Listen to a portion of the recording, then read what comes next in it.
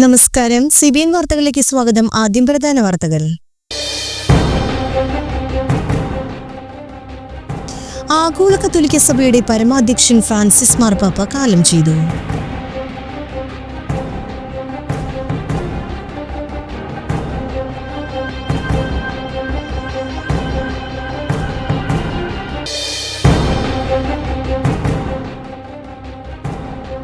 Gift city പദ്ധതിക്കായി സ്ഥലം വിട്ടു നൽകിയവരുടെ യോഗം അയ്യമ്പുഴയിൽ സംഘടിപ്പിച്ചു.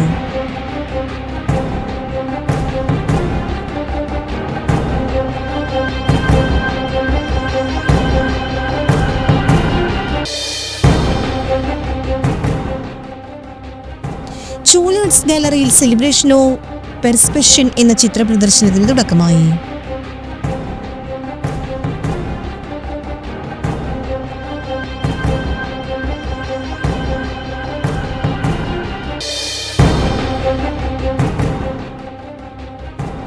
സംസ്ഥാനത്ത് വ്യാഴാഴ്ച വരെ ഒറ്റപ്പെട്ട ശക്തമായ മഴയ്ക്ക് സാധ്യതയെന്ന് കേന്ദ്ര കാലാവസ്ഥാ വകുപ്പ്.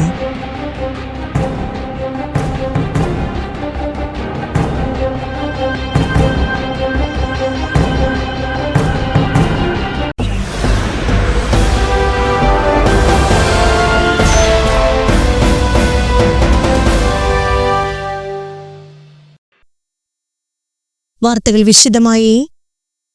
ആഗോള കത്തോലിക്ക സഭയുടെ പരമാധ്യക്ഷൻ ഫ്രാൻസിസ് മാർപ്പാപ്പ കാലം ചെയ്തു. 88 വയസ്സായിരുന്നു. ഇന്ത്യൻ സമയം 11:05 അന്ത്യം. വത്തിക്കാൻ അഡ്മിനിസ്ട്രേറ്റർ കർദിനാൾ കെവിൻ ഫെറലാണ് വിയോഗ വിവരം അറിയിച്ചത്. ശ്വാസകോശ അണുബാധയെ തുടർന്ന് ഫെബ്രുവരി 14 ആശുപത്രിയിൽ പ്രവേശിപ്പിച്ച മാർപ്പാപ്പ 5 ആഴ്ചയോളം ചികിത്സയിലായിരുന്നു. മാർച്ച് 23 മാർപ്പാപ്പ തിരിച്ചെത്തിയത്. ആശുപത്രി വാസത്തിന് ശേഷം ഫ്രാൻസിസ് പാപ്പ പൂർണ്ണമായി ചുമതലകൾ ഏറ്റെടുത്തിരുന്നില്ല. പെസഹ വ്യാഴാഴ്ച മാർപ്പാപ്പ റോമിലെ റെജീന കെയ്ലി ജയിൽ സന്ദർശിച്ചിരുന്നു. ഈസ്റ്റർ ദിനത്തിൽ സെയിന്റ് പീറ്റേഴ്സ് സ്ക്വയറിൽ വിശ്വാസികളെ കണ്ട മാർപ്പാപ്പ ഗാസയിൽ വെടിനിർത്തൽ വേണമെന്ന് ആവശ്യപ്പെട്ടിരുന്നു. ശ്വാസകോശ അണുബാധയ്ക്കുള്ള ചികിത്സയ്ക്ക് ശേഷം വിശ്രമത്തിൽ കഴിയുന്ന മാർപ്പാപ്പ അല്പനേരമാണ് സെയിന്റ് പീറ്റേഴ്സ് ബസിലിക്കയുടെ ബാൽക്കണിയിൽ വിശ്വാസികൾക്ക് ദർശനം നൽകിയത്. സെന്റ് പീറ്റേഴ്സ് ചത്തുരത്തിൽ തടിച്ചുകൂടിയ ആയിരങ്ങൾക്ക് നേരെ കൈവീശി ഈസ്റ്റർ ആശംസകൾ നേർന്നിരുന്നു. സഭയുടെ വലിയ ഇടയനായിരിക്കുമ്പോഴും മനുഷ്യത്വവും ഉദാരതയും കൈവിടാത്ത മനസ്സിന് ഉടമയായിരുന്നു ഫ്രാൻസിസ് മാർപ്പാപ്പ. ലളിത ജീവിതം പുലർത്തിയ പോപ്പ് ഇന്ത്യയോട് ഏറെ ആഭിമുഖ്യം പുലർത്തിയിരുന്നു. ഇന്ത്യ സന്ദർശിക്കാമെന്ന വാഗ്ദാനം പൂർത്തിയാക്കാനാകാതെയാണ് ഫ്രാൻസിസ് മാർപ്പാപ്പ കാലയവനിക പൂകിയത്. ഇന്ത്യക്ക് ഏറെ പ്രിയപ്പെട്ട ഫ്രാൻസിസ് മാർപ്പാപ്പ ചാവറ കുര്യാക്കോസ് ഏലിയാസ്, എവുപ്രാസ്യമ്മ, ദൈവസഹായം എന്നിവരെ വിശുദ്ധരായി പ്രഖ്യാപിച്ചു. റാണി മരിയ വട്ടാലിനെയും വാഴ്ത്തപ്പെട്ടവളായി പ്രഖ്യാപിച്ചതും ഫ്രാൻസിസ് മാർപ്പാപ്പയാണ്. ഇന്ത്യയെ ഹൃദയത്തിൽ തൊട്ട ഫ്രാൻസിസ് മാർപ്പാപ്പ ഗാന്ധിജിയുടെ ആശയങ്ങളും മനസ്സിൽ സൂക്ഷിച്ചിരുന്നു. 2025 കത്തോലിക്ക സഭ യേശുക്രിസ്തുവിന്റെ ജനനത്തെ അനുസ്മരിക്കാൻ ജൂബിലി വർഷമായി പ്രഖ്യാപിച്ചിരിക്കുകയാണ്. ജൂബിലി ആഘോഷങ്ങൾക്ക് ശേഷം മാർപ്പാപ്പ ഇന്ത്യയിലെത്തുമെന്ന് കേന്ദ്രമന്ത്രി ജോർജ് കുര്യൻ നേരത്തെ വ്യക്തമാക്കിയിരുന്നു.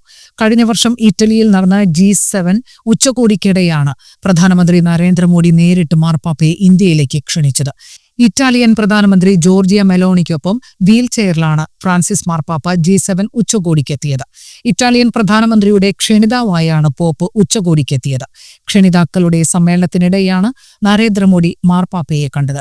അദ്ദേഹത്തെ ആശ്ലേഷിച്ച മോഡി കൈപിടിച്ച് കുശലാന്വേഷണം നടത്തുകയും ഇന്ത്യയിലേക്ക് ക്ഷണിക്കുകയുമായിരുന്നു. പോപ്പിന്റെ സന്ദർശനം സംബന്ധിച്ച് സമയക്രമം തീരുമാനിക്കേണ്ടത് വത്തിക്കാനാണ്. പോപ്പിന്റെ സന്ദർശനത്തിനായി ഇന്ത്യയും രാജ്യത്തെ ക്രൈസ്തവ സമൂഹവും കാത്തിരിക്കുകയാണെന്ന് കേന്ദ്രമന്ത്രി ജോർജ് കുര്യൻ അഭിപ്രായപ്പെട്ടിരുന്നു. ഇന്ത്യയിൽ ഇതുവരെ 3 സന്ദർശനം മാത്രമാണ് നടത്തിയിട്ടുള്ളത്. 1964 പോൾ ആറാമനാണ് ആദ്യം ഇന്ത്യയിലെത്തിയ പോപ്പ്. മുംബൈയിൽ നടന്ന അന്താരാഷ്ട്ര ദിവ്യകാരുണ്യ കോൺഗ്രസിൽ പങ്കെടുക്കാനായിരുന്നു അദ്ദേഹത്തിന്റെ സന്ദർശനം. 1999 ജോൺ പോൾ രണ്ടാമൻ മാർപ്പാപ്പയാണ് അവസാനമായി ഇന്ത്യ സന്ദർശിച്ചത്. ജോൺ പോൾ 1986 ഫെബ്രുവരിയിലും 1999 നവംബറിലും ഇന്ത്യ സന്ദർശിച്ചിരുന്നു. ഇന്ത്യയിൽ ക്രിസ്ത്യാനികൾ ഉൾപ്പെടെയുള്ള മതന്യൂനപക്ഷങ്ങൾക്കെതിരായ വിവേചനവും അക്രമവും വർദ്ധിക്കുന്നതിനെക്കുറിച്ചുള്ള ആശങ്കകൾ ഉയരുന്നതിനിടെയാണ് നരേന്ദ്രമോദി ഫ്രാൻസിസ് മാർപ്പാപ്പയുമായി കൂടിക്കാഴ്ച നടത്തിയതും പാപ്പയെ ഇന്ത്യയിലേക്ക് ക്ഷണിക്കുന്നതും. ഗിഫ്റ്റ് സിറ്റി പദ്ധതിക്കായി സ്ഥലം വിട്ടു നൽകിയവരുടെ യോഗം അയ്യമ്പുഴയിൽ സംഘടിപ്പിച്ചു. വ്യവസായ വകുപ്പ് മന്ത്രി പി രാജീവ് അധ്യക്ഷത വഹിച്ചു. അയ്യമ്പുഴയിലെ ഗിഫ്റ്റ് സിറ്റി പ്രദേശം വ്യവസായ വകുപ്പ് മന്ത്രി പി രാജീവ് സന്ദർശിച്ചു. പദ്ധതിക്കായി സ്ഥലം വിട്ടുനൽകുന്നവരുടെ യോഗം ചേർന്ന് ജനങ്ങൾ തങ്ങളുടെ ആശങ്കകൾ യോഗത്തിൽ പങ്കുവച്ചു.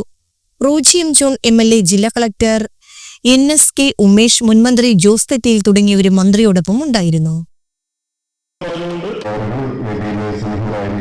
ബഹുമാനപ്പെട്ട വിശിഷ്ട വ്യക്തികളെ കാത്തിരിക്കുന്ന ഒരു പദ്ധതിയാണ് അയ്യമ്പുഴ ഗ്ലോബൽ സിറ്റി പദ്ധതി എന്നുള്ളത് നമുക്ക് എല്ലാവർക്കും അറിയുകയും ചെയ്യും. ഇവിടെ ഈ പദ്ധതി തുടക്കത്തിൽ ഈ പദ്ധതി പ്രഖ്യാപിക്കുകയും ശബ്ദങ്ങളും പ്രത്യേകിച്ച് അതുമായി ഭൂമി ഏറ്റെടുക്കുന്നതുമായി ബന്ധപ്പെട്ടുകൊണ്ടിട്ടുള്ള തർക്കങ്ങളും ഒക്കെ ഉണ്ടായി ജനങ്ങളെ ബോധ്യപ്പെടുത്തുകയും നിരവധി തവണ നമ്മുടെ കിംട്രയുടെ ഉദ്യോഗസ്ഥരും അതുപോലെ തന്നെ നമ്മൾ ഭൂമി ഏറ്റെടുക്കുന്ന നടപടികളുമായി മുന്നോട്ട് പോകുവാനായിട്ട് നമുക്ക് സാധിച്ചത്.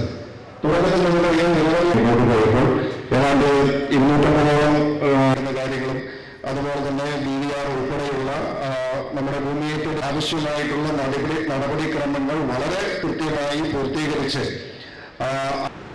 അങ്ങനെ രാജ്യത്തെ വ്യവസായ ഇടനാഴികളുടെ ഭാഗമായി നമ്മുടെ പദ്ധതിക്കും പ്രവർത്തനങ്ങൾക്ക് തുടക്കം കുറിക്കാൻ അംഗീകാരം ലഭിക്കുകയില്ലായി.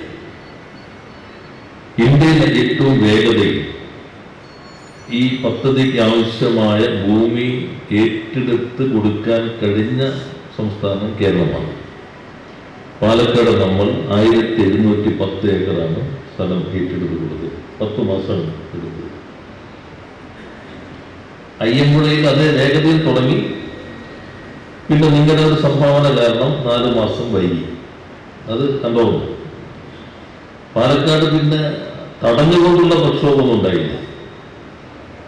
ചർച്ചകൾ നടത്തി എല്ലാ പ്രശ്നവും നമുക്ക് പരിഹരിക്കാൻ കഴിയും. ഇവിടെ സർവേ പോലും സമ്മതിക്കാത്ത രൂപത്തിലുള്ള പ്രക്ഷോഭങ്ങളും മറ്റും ഉയർന്നു വരികയുണ്ടായി.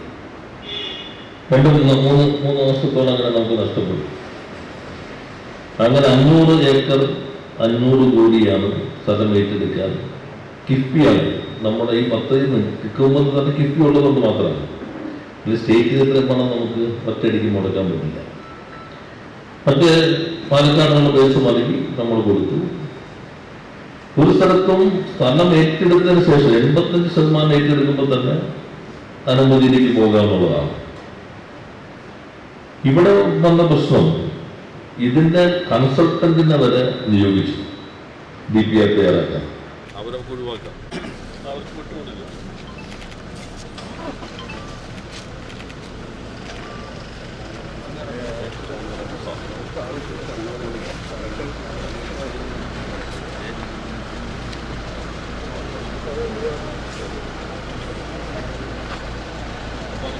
ചൂല ആർട്സ് ഗാലറിയിൽ സെലിബ്രേഷൻ ഓഫ് പെർസ്പെഷൻ എന്ന ചിത്രപ്രദർശനത്തിന് തുടക്കമായതായി ചിത്രകാരി ശ്രീയ ശ്രീനിവാസൻ വാർത്താസമ്മേളനത്തിൽ അറിയിച്ചു.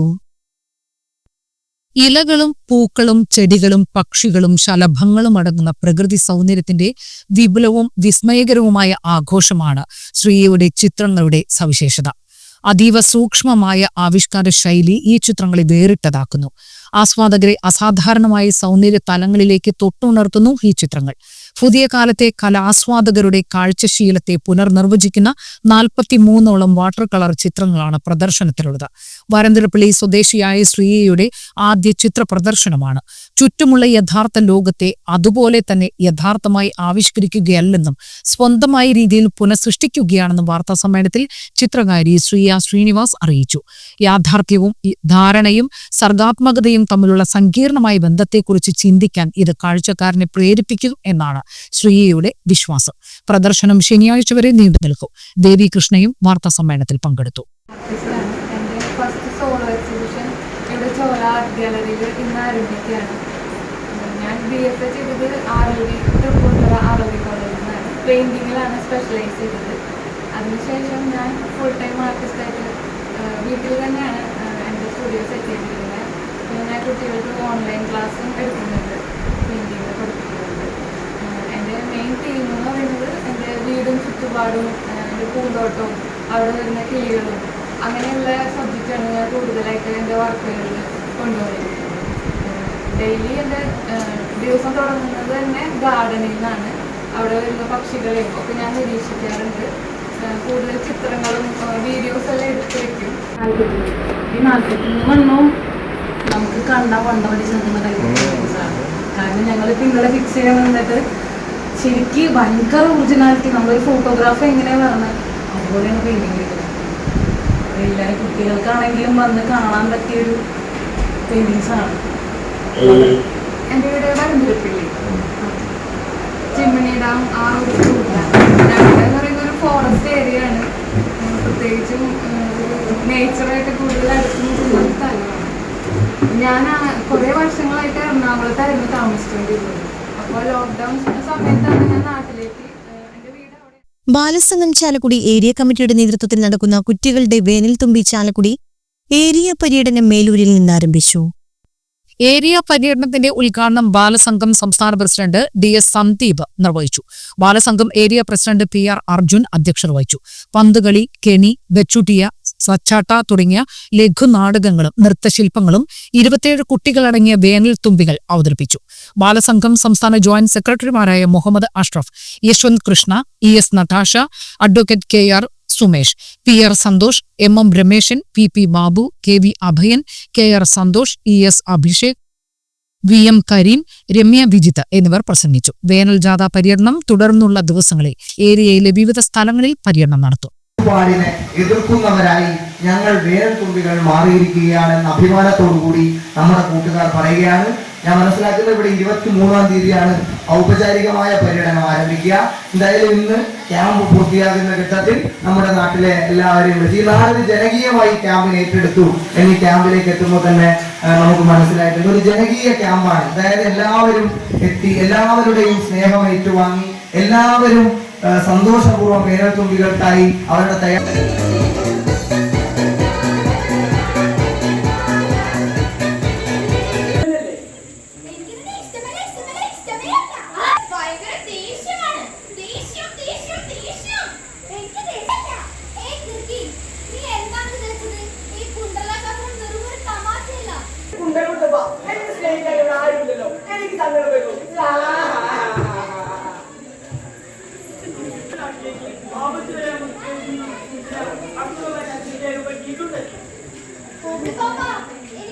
സംസ്ഥാനത്ത് വ്യാഴാഴ്ച വരെ ഒറ്റപ്പെട്ട ശക്തമായ മഴയ്ക്ക് സാധ്യതയെന്ന് കാലാവസ്ഥാ വകുപ്പ്. ഒറ്റപ്പെട്ട ഇടങ്ങളിൽ ഇടിമിന്നലോടുകൂടിയ മഴയ്ക്ക് മണിക്കൂറിൽ 30 മുതൽ 40 കിലോമീറ്റർ വരെ വേഗതയിൽ ശക്തമായ കാറ്റിനും സാധ്യതയുള്ളതായി മുന്നറിയിപ്പിൽ പറയുന്നു. ഇടിമിന്നൽ അപകടകാരികളായതിനാൽ ജനങ്ങൾ അതീവ ജാഗ്രത പാലിക്കണമെന്നും മുന്നറിയിപ്പ് നൽകിയിട്ടുണ്ട്. അതേസമയം പകൽ ചൂട് വർദ്ധിക്കുന്നത് തുടരുകയാണ്.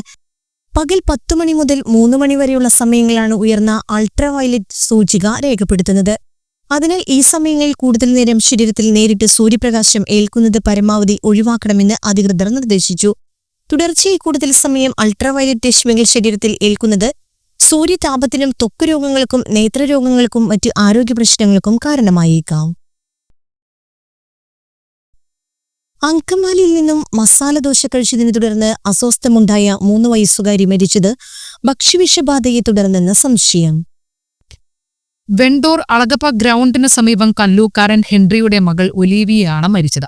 ശനിയാഴ്ച വിദേശത്തു നിന്നും എത്തിയ ഹെൻറിയെ നെടുമ്പാശ്ശേരിയിൽ നിന്നും കൊണ്ടുവരുന്നതിനിടെയാണ് ഹെൻറിയും ഭാര്യയും അമ്മയും ഒലീവിയയും അങ്കമാലിക്ക് സമീപമുള്ള ഹോട്ടലിൽ നിന്ന് മസാലദോശ കഴിച്ചത്. വീട്ടിലെത്തിയതോടെ ഇവർക്ക് ശാരീരിക അസ്വസ്ഥതകൾ ഉണ്ടായി. ആദ്യം ഹെൻറിക്കാണ് അസ്വസ്ഥത ഉണ്ടായത്. ആശുപത്രിയിലെത്തി കുത്തിവെപ്പെടുത്ത് മടങ്ങിയതിന് പിന്നാലെ ഭാര്യയ്ക്കും ഒലിവിയയ്ക്കും അസ്വസ്ഥത അനുഭവപ്പെട്ടു. ഇരുവരും സ്വകാര്യ ആശുപത്രിയിൽ ചികിത്സ തേടി കുത്തിവെപ്പെടുത്ത് വീട്ടിലേക്ക് മടങ്ങി. തുടർന്ന് കൂടുതൽ ബുദ്ധിമുട്ട് അനുഭവപ്പെട്ട ഒലിവിയയെ കൊടകരയിലെ സ്വകാര്യ ആശുപത്രിയിൽ പ്രവേശിപ്പിച്ചു. തിങ്കളാഴ്ച പുലർച്ചെ ഒലിവിയയുടെ ആരോഗ്യസ്ഥിതി വഷളായി. ഇതോടെ വെണ്ടൂറിലെ സ്വകാര്യ ആശുപത്രിയിലും തുടർന്ന് പുതുക്കാട് താലൂക്ക് ആശുപത്രിയിലും പ്രവേശിപ്പിച്ചെങ്കിലും മരിച്ചു. പുതുക്കാട് പോലീസ് മേൽ നടപടികൾ സ്വീകരിച്ചു. കൊടകര വല്ലപ്പാടിയിലുള്ള ആർട്ട് ഓഫ് മർമ്മ എന്ന സ്ഥാപനത്തിൽ ചികിത്സയ്ക്കെത്തിയ യുവതിയെ ലൈംഗികാതിക്രമം ചെയ്ത കേസിൽ മർമ്മ ചികിത്സാ കേന്ദ്രത്തിന്റെ ഉടമസ്ഥനെ കൊടകര പോലീസ് പിടികൂടി. വട്ടേക്കാട് വിരിപ്പിൽ വീട്ടിൽ 47 വയസ്സുള്ള സിൻഡെക്സ് സെബാസ്റ്റ്യനെയാണ് പിടികൂടിയത്. കഴിഞ്ഞ 15-ന് ഉച്ചയ്ക്ക് 12:30 തൃക്കൂർ സ്വദേശിയായ യുവതി വലതുകൈയുടെ തരിപ്പിന് ചികിത്സയ്ക്കായി ആർട്ട് ഓഫ് മർമ്മ സ്ഥാപനത്തിൽ എത്തിയത്. ഉൾഷ്യനായി വനിതാ ജീവനക്കാർ ഉണ്ടായിരിക്കെ അവരെ ഒഴിവാക്കി പ്രതി ചികിത്സ എന്ന വ്യാജേന യുവതിയെ നിർബന്ധിച്ച് ലൈംഗിക അതിക്രമത്തിന് മുതിരുകയായിരുന്നുവെന്നാണ് പരാതി. Kodakara station inspector PK Das, sub inspector EA Suresh, AS മാരായ ജ്യോതി ലക്ഷ്മി, ബേബി, ഗുലൻ, ആഷ്ലിൻ ജോൺ, സീനിയർ CPO അനീഷ്, CPOമാരായ ശ്രീജിത്ത്, ജിലു സെബാസ്റ്റ്യൻ എന്നിവർ ചേർന്നാണ് പ്രതിയെ പിടികൂടിയത്. ചാലക്കുടിയിൽ താലൂക്ക് ആശുപത്രിയിൽ രോഗിയുടെ കൂട്ടിരിപ്പുകാരൻ ആംബുലൻസ് അടിച്ചു തകർത്തെന്ന പരാതി. കൂടപ്പുഴ സ്വദേശി ഷിൻഡു സണ്ണിയാണ് അക്രമം നടത്തിയത്. പ്രതിയെ ചാലക്കുടി പോലീസ് കസ്റ്റഡിയിലെടുത്തു. ഞായറാഴ്ച രാത്രിയാണ് സംഭവം. ഷിൻഡോയുടെ സഹോദരൻ സാന്റായെ ബൈക്ക് അപകടത്തിൽ പരിക്കേറ്റ് ചാലക്കുടി താലൂക്ക് ആശുപത്രിയിൽ പ്രവേശിപ്പിച്ചിരുന്നു. ഇവിടെ നിന്ന് സെന്റ് ജെയിംസ് ആശുപത്രിയിലേക്ക് മാറ്റാൻ ആംബുലൻസ് എത്തിയപ്പോൾ അക്രമാസക്തനാവുകയായിരുന്നു. സാന്റോയുടെ പരിക്ക് ഗുരുതരമായതിനാൽ ചാലക്കുടിയിലെ സെന്റ് ജെയിംസ് ആശുപത്രിയിലേക്ക് മാറ്റാൻ ആശുപത്രി അധികൃതർ നിർദ്ദേശിച്ചു. തുടർന്ന് രോഗിയെ മാറ്റാനായി എത്തിയതായിരുന്നു ആംബുലൻസ്. താലൂക്ക് ആശുപത്രിയുടെ ആംബുലൻസാണ് അടിച്ചു തകർത്തത്. ഷിൻഡോ മദ്യലഹരിയിലായിരുന്നു. ഒരു വശത്തെ ഗ്ലാസ് പൂർണ്ണമായും അടിച്ചു തകർക്കുകയായിരുന്നു. തുടർന്ന് ആശുപത്രി അധികൃതർ പോലീസിന് വിവരം അറിയിക്കുകയായിരുന്നു. ഷിൻഡോയെ ചാലക്കുടി പോലീസ് എത്തി കസ്റ്റഡിയിലെടുത്തു. മദ്യലഹരിയിലാണ് ഷിൻഡോ ആക്രമണം നടത്തിയതെന്നാണ് പോലീസ് പറയുന്നത്. എടക്കുന്നകല്ലറ തേലേക്കാടൻ ചാക്കുവിന്റെ ഭാര്യ സിസ്ലി നിര്യാതയായി. 69 വയസ്സായിരുന്നു. സംസ്കാരം നടത്തി. പ്രധാന വാർത്തകൾ ഒരിക്കൽ കൂടി.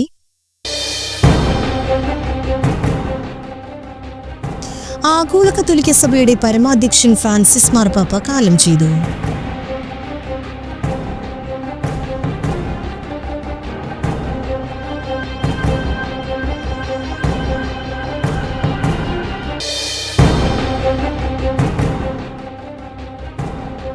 ഗിഫ്റ്റ് സിറ്റി പദ്ധതിക്കായി സ്ഥലം വിട്ടു നൽകിയവരുടെ യോഗം അയ്യമ്പുഴയിൽ സംഘടിപ്പിച്ചു.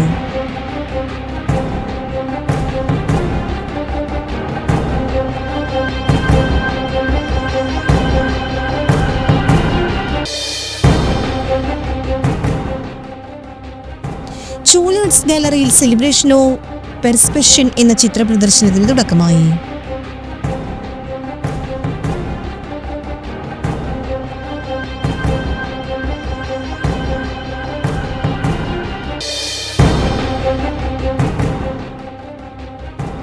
സംസ്ഥാനത്ത് വ്യാഴാഴ്ച വരെ ഒറ്റപ്പെട്ട ശക്തമായ മഴയ്ക്ക് സാധ്യതയെന്ന് കേന്ദ്ര കാലാവസ്ഥാ വകുപ്പ്.